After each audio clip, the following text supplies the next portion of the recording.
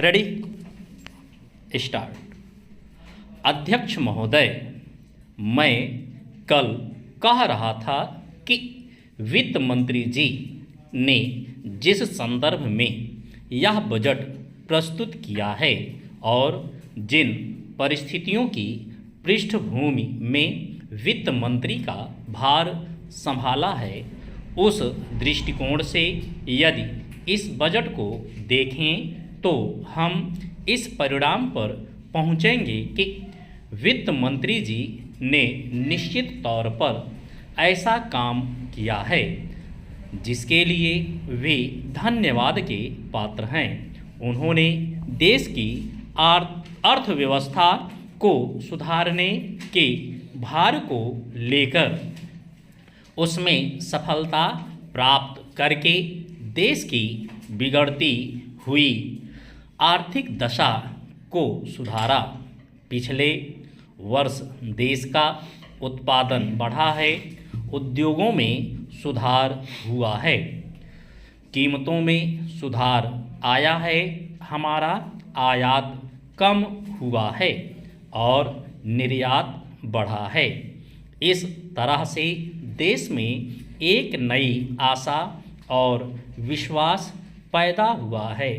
इस वर्ष के बजट द्वारा भी उन्होंने पिछले वर्ष के कार्यक्रम को जारी रखने की कोशिश करने का प्रयास किया है।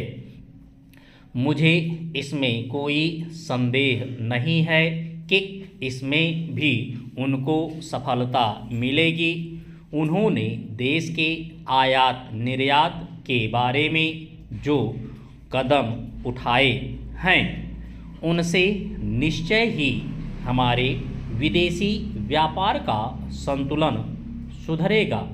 यह निश्चय के साथ कहा जा सकता है, मैं वित्त मंत्री के लक्ष्यों व कर नीति का आमतौर पर स्वागत करता हूं।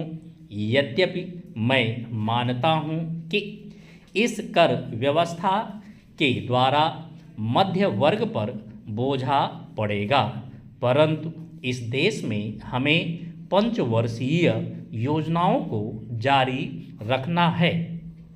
इसलिए उस संदर्भ में हमें आर्थिक साधन जुटाने पड़ेंगे और ऐसी दशा में जो लोग इस देश में ऐसी स्थिति में हैं जो कष्ट उठाकर के भी कुछ दे सकते हैं, उनको देश के लिए देना ही पड़ेगा। इसलिए वित्त मंत्री जी के इन कदमों का भी मैं स्वागत करता हूं, परंतु साथ ही साथ मैं नम्रतापूर्वक यह अवश्य कहना चाहता हूं कि वित्त मंत्री महोदय ने किसानों पर जो भी नए कर लगाए हैं, उनके ऊपर वे फिर सोचें। मेरी मान्यता के अनुसार वित्त मंत्री द्वारा खाद पर जो कर लगाया गया है, जो शुल्क लगाया गया है, वह एक ऐसा कार्य है जिससे इस देश का विकास रुकने वाला है। उन्होंने अपने बजट भाषण की भूमिका में कृषि संबंधी कच्चे माल के उत्पादन के लिए पूंजी लगाने की आवश्यकता पर जोर दिया है। उनकी स्वयं की यह मान्यता है कि कृषि का उत्पादन बढ़ाना बहुत आवश्यक है। स्टॉप।